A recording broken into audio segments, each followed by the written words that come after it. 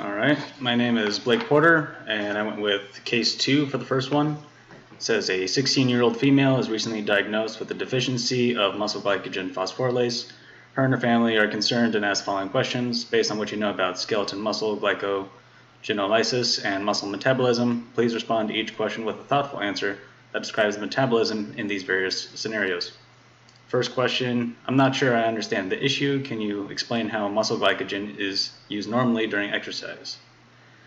So glycogen is a storage form for the glucose that your body needs to generate energy. It's energy storage for when you need it to move your muscles. You having a deficiency of muscle glycogen phosphorylase means that your muscles are low on the enzyme that removes glucose from its storage form in glycogen, so it can't be used as efficiently. I really like to take long walks. Will I still be able to do this with my friends? Most likely you'll be fine with long walks with the aside that you're not overexerting yourself during them. This disease is caused by a deficiency in your muscles. However, your liver and kidneys are still able to produce the necessary glucose in your bloodstream for non-exertive activities. As a result of this deficiency, will I need to get up at night to eat to maintain my blood glucose levels? This shouldn't be an effect of the disease. Your blood glucose is controlled by the release of glucose from the glycogen stores in your liver. The glycogen in your muscles is for their own use and not incorporated into your blood glucose level.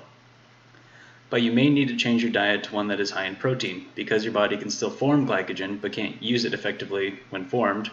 Foods with high sugars that will be processed into glycogen in your muscles. Your body can break down amino acids into pyruvate, which can then be made into glucose through a process called transamination.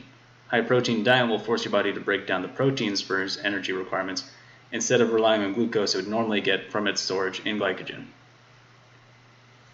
Do I need to worry about producing excessive lactate during intense anaerobic exercise?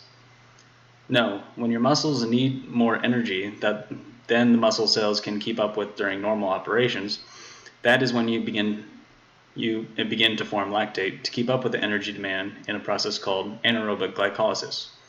Because you are limited on the amount of glucose your muscles can produce from the storage in glycogen, the lactate your muscles will produce will be processed by the liver and turned into glucose again, then sent back to your muscles. So your lactate levels will be lower than other people because it is being more actively consumed to keep up with the energy demand. And for my second one, I went with case 4.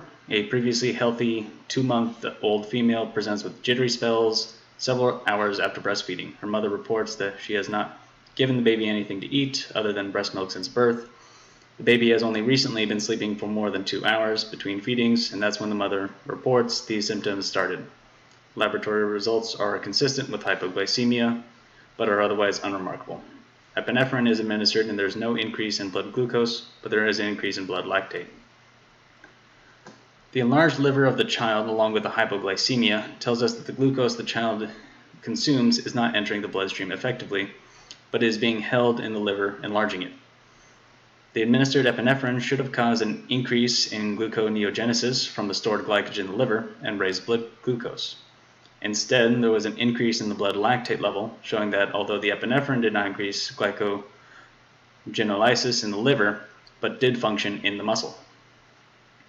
This tells us that the disease for the infant is most likely a glycogen storage disease.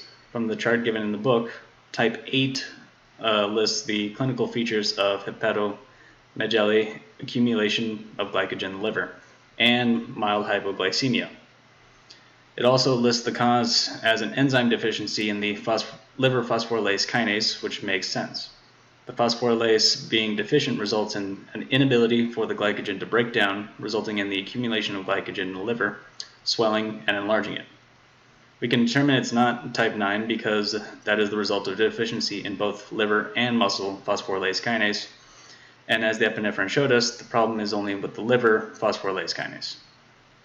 The jittery spells are being caused because the child is unable to maintain a suitable blood glucose level because the liver isn't breaking down the stored glycogen and the brain is hypoglycemic.